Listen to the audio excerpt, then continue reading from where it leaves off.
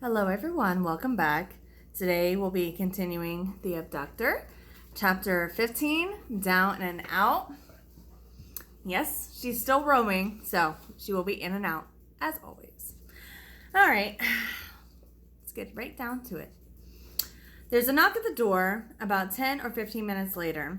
Louis and Damien go to open the door. Marcus walks in the house with his gun out yelling, "Police!" Marcus, that isn't necessary. He's handcuffed and badly burned, Damien explains. Damien, you don't look so good, Marcus says. Damien explains that Trevor also confessed to the murder of Victoria, but he won't say where he got rid of her body. Marcus's face turns white. He heads into the room. Once inside, he sees that Trevor has been beaten. What happened to him, Damien? Marcus asks. I told you, he killed Victoria. So, I had to get some type of answers, but he refused to talk. Is it true you killed those people, Trevor? Marcus asks as Trevor nods yes. Why? Marcus asks. Why Victoria? Damien asks, crying as he's close to passing out. What's wrong with Damien, Louis? Marcus asks. I gave him tea so he could sleep. He's completely devastated over Victoria's murder, as you can imagine. He only took a sip from the cup, and I made him coffee when I heard you were coming. Well, since Trevor already confessed to the murder, let me get him out of here. Do me a favor and put Damien to bed so he can relax, Marcus says. Not a problem. That was the plan. We were waiting on you. By the way, the truck is outside on the street. I know Damien doesn't like to leave it there. He's afraid it will get stolen. If you can bring it in for him as well, that would be appreciated, Marcus says as he walks out the house with Trevor. Out of the house with Trevor. Not a problem, Marcus. Louis takes Damien out of the room. Louis checks Damien's closet as he's knocked out from the tea. He realizes that he might have made it too strong and is grateful Damien only took one sip. Inside the closet, he grabs a sniper rifle and looks out the window to make sure Marcus is gone before leaving the house. He closes the house, then goes into Damien's truck, turning on the police scanner so he can see where Marcus is heading now. Louis overhears Marcus calling the incident in, saying that the suspect is in custody and on the way to the location where he claims the bodies of the victims are.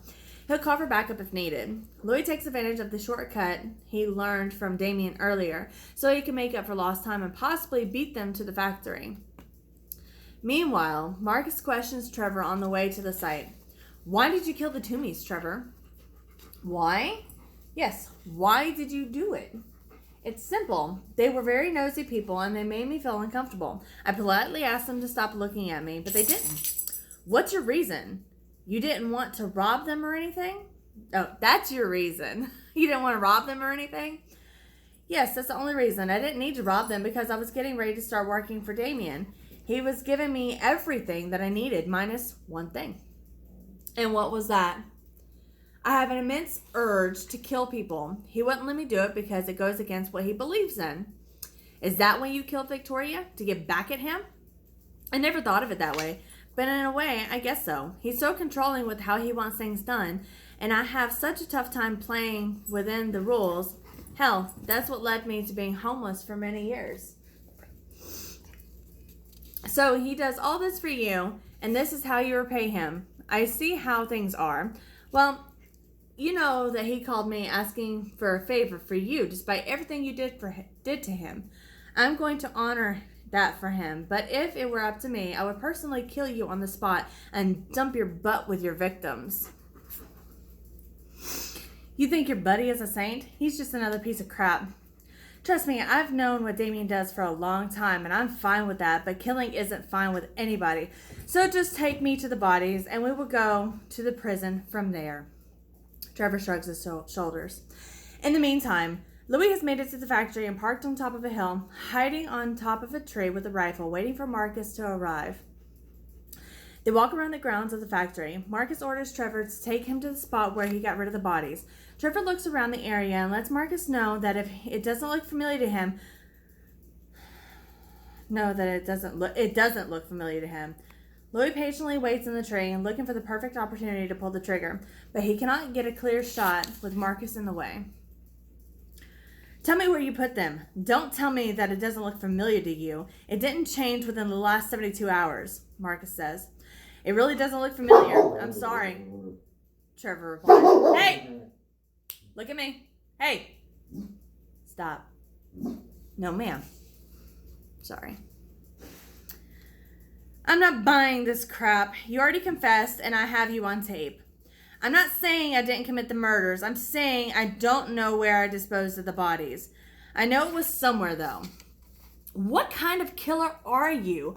Who the hell doesn't know where they dispose a dead body? I don't know why, I can't remember, but I do know that I killed these people. All of them. I'm still not buying it, Trevor. There's something off about you. I can tell. I can tell you know.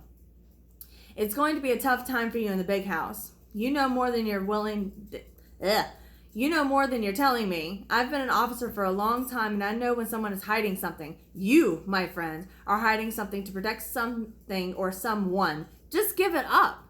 Marcus has now moved, giving Louis a clear shot. I'm not protecting anyone. I did it alone. I'm just messed up and need some medical attention. Hopefully, after that, I can be of more help to you. What the F? Trevor whimpers as he hits the floor. I need backup at a bus at the Ryan Manufacturing Inc. Shots fired and suspect is wounded. The shooter is unknown. Marcus calls in the incident as Louis is on the run. Stay with me, mother effer. Don't you die, Marcus says as Louis jumps in the truck and takes off.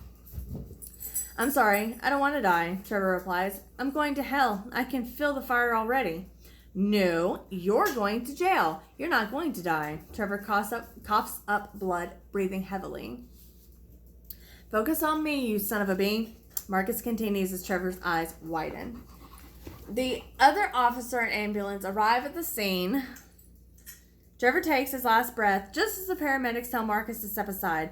Marcus informs the officers that he believes the shot came from the top of the hill. They should investigate the area and close off all the roads around the area. The shooter must be on the run. Louis hears everything on the scanner and laughs as he's on the shortcut that takes him to the other side of town. The officers search the area to see if they find any evidence left behind, but they have no such luck. Meanwhile, Marcus places a call for the coroner to come and get their job done. He doesn't want to see this cold body on the floor any longer. He's now in a bad mood and decides to head out. Excuse me. While on the back roads, Louis sees a young woman blocking the road with a man lying on the floor with his chest covered in blood. As he approaches them, he slows down and stops the car. He gets out of the truck and limps over to them. Before Louis can say a word, he's shot in the chest from the right side of the vehicle by a man hiding in the woods. The couple drags Louis next to the other man on the road. Still fighting for his life, he tries to move, but the guys step on his chest. With Damien's own rifle pointing at him, he looks at Louis straight in the eyes. Louis gives him a smirk, realizing he's going to die for protecting his own brother. The man shoots him in between the eyes, and the female jumps over him, smashing his face in repeatedly with a rock. The couple makes sure there's no one else coming. Get in the truck, and hear the scanner making a static noise. They shut it off and continue down the path. Marcus leaves the scene, and he's on the road. He realizes there's another road that can take him back to the main part of town. Mostly nobody ever uses it anymore.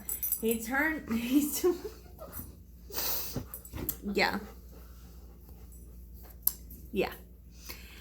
He turns around and gets on the road, turning on his bright lights and siren. He speeds through the road at 100 miles per hour when he notices a car with the hazard lights on and two males on the ground. He pulls next to the victims and sees that one is an unknown black male with no identification on him, but has a lion tattooed on his arm. The other is a white male who had a bullet between his eyes and had his face smashed in to the point that cannot identify him.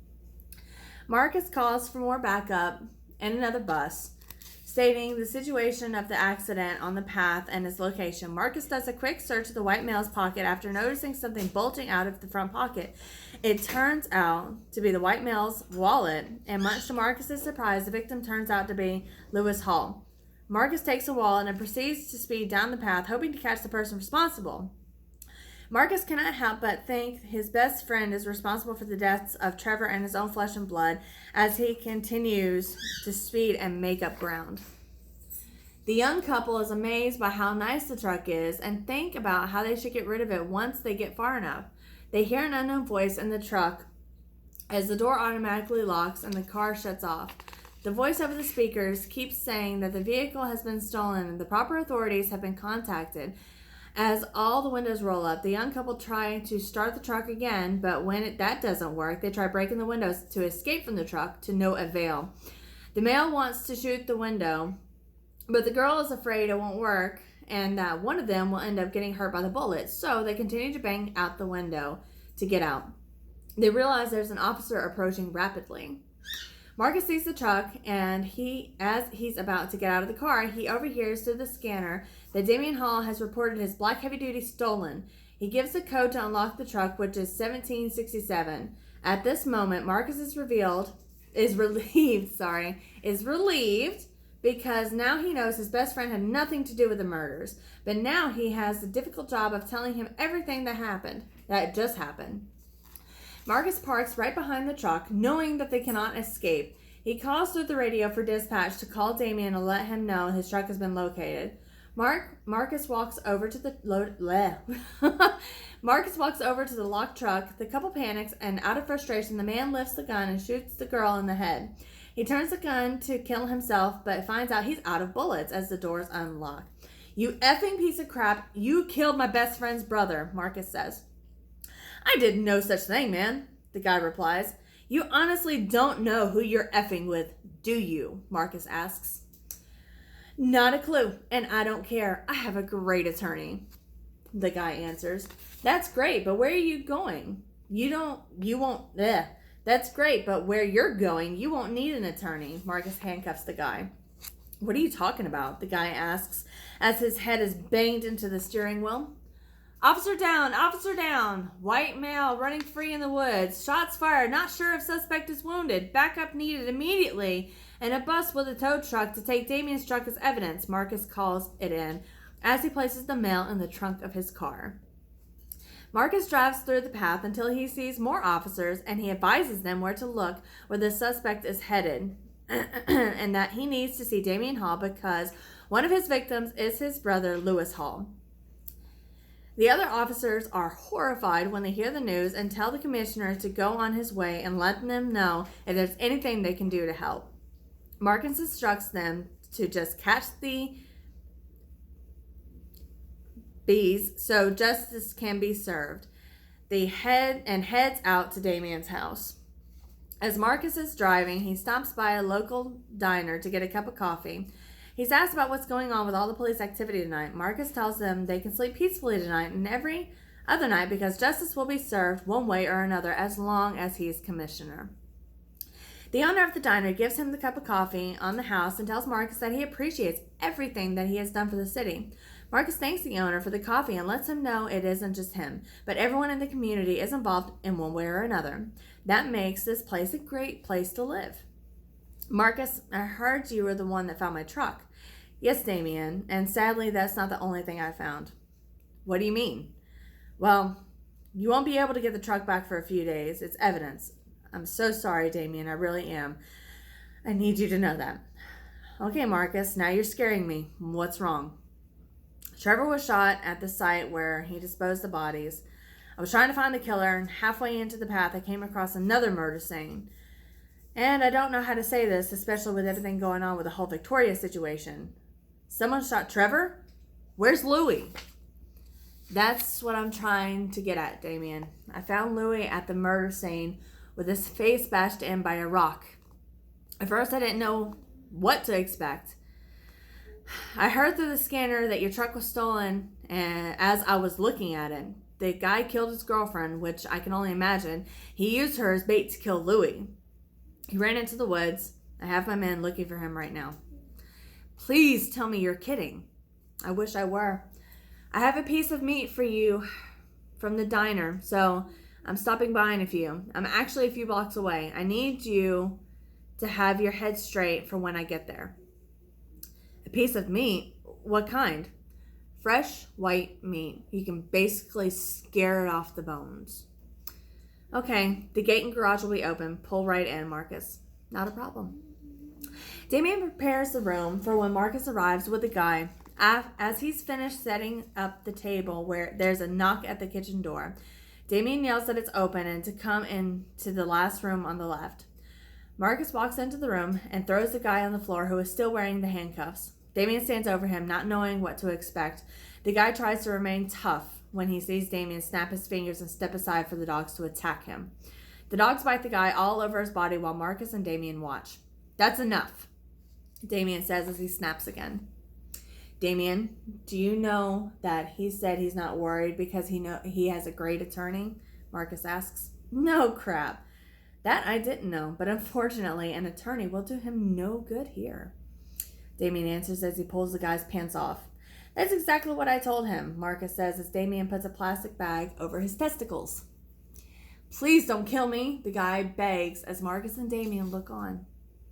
You got this all wrong. I'm not going to kill you, but I'll tell you this. You'll never see the light of day again or breathe the fresh air outside. You will do the most horrific life sentence there is. You will be RB, Damien says as he lights the bag on fire. Oh my effing God, the guy screams. Please stop, put it out, please. Did my brother beg for his life when you were killing him? No, he had a stupid smirk on his face. That's because he was an effing man, unlike you, Damien says as Marcus puts the fire out by stepping on it, crushing what's left of his testicles. Don't worry, you won't die. You won't be able to F, but at least you're not going to die. They both laugh. Not like he'll have anybody to F here, though. The only face he'll be seeing for the rest of his life is ours. And the only thing I'm interested in is giving him hell. Damien grabs the tip of his penis. Can you please pass me the 15-blade scalpel, Marcus? Of course I can, Damien, Marcus answers as he hands it over. Please don't do this, the guy begs again as Damien slices the tip off. Oh, F! Hey, guy, stop being a bee. Take your punishment like a man. If you can dish it out, you should be able to handle it. By the way, what's your name? Jerry. Jerry?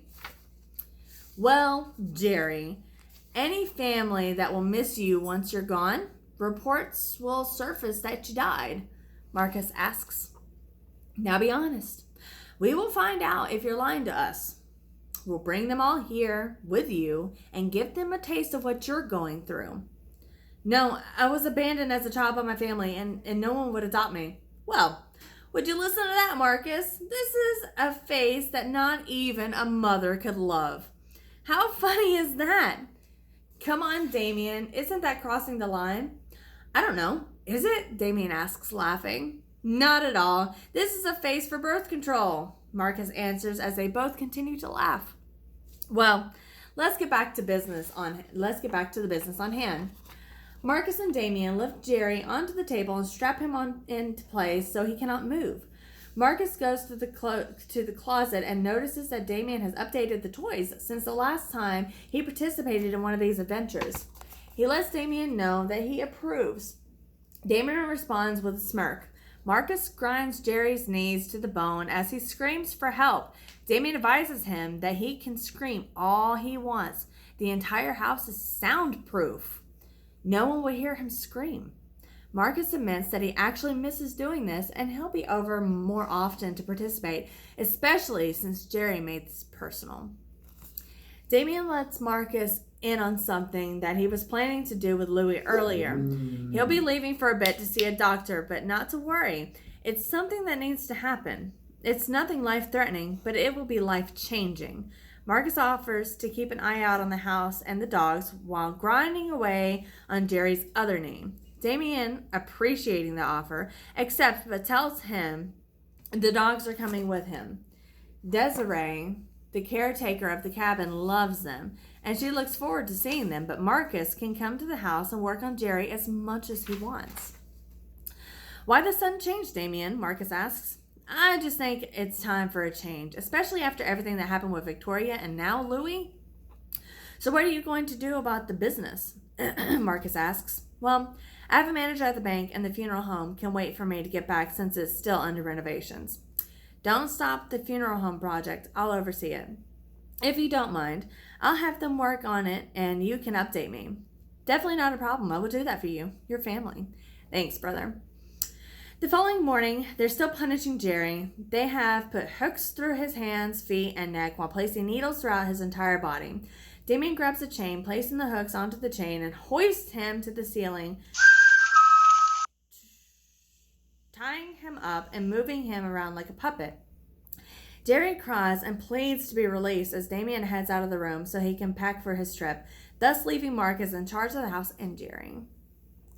Marcus continues to beat Jerry with nightsticks and heads into the closet to grab something else.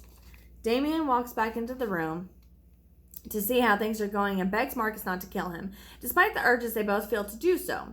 It's better to keep him alive so that he can truly pay for what he has done. Marcus agrees with what Damien says as he walks out of the closet with a pair of cutting pliers. Damien lowers Jerry from the ceiling. Once Jerry is on the ground, Damien opens his mouth while Marcus pulls out his tongue and cuts it off. Now they leave the room, leaving Jerry in there bleeding for a few minutes. Marcus wants to say goodbye to Damien and walk him to the van. Marcus promises that everything will be taken care of as if he was still there running the show. Damien appreciates the words as they hug and say their goodbyes. Damien jumps in the van while Marcus goes back inside to keep torturing Jerry. Damien looks into the woods and sees little Christina hanging out all alone. He stops the van and walks over to her. As she sees him, she runs over to him. She lets him know that she doesn't want to stay with her grandmother. Damien feels bad for her and offers her a new beginning. I'm sorry to hear that, Christina. How would you like to move in with me? I would love to. Good. Let's go now before anyone sees us, Damien says as they get into the van. Okay, Damien. I can't believe how much you've grown since the last time I saw you. Look how beautiful you are with your long black hair and pretty face. The best part about you is that you're so sweet. Thank you, Christina replies with a smile as they drive away. Okay, so that is the end of chapter 15. And now there's only one chapter left, chapter 16. And we will continue that next time. So until then, like, share, subscribe. And the next book will be coming shortly after. So see ya.